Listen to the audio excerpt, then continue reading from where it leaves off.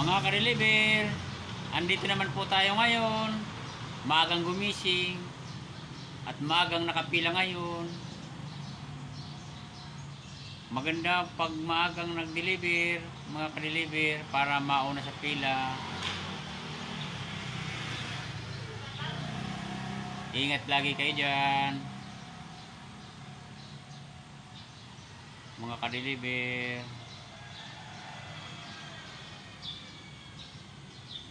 Nauna po kami ngayon sa pila kasi aga namin umalis sa bahay. Alas 4 po umalis na kami sa bahay para madaling makatapos at magang ma-receive, mga ka-deliver.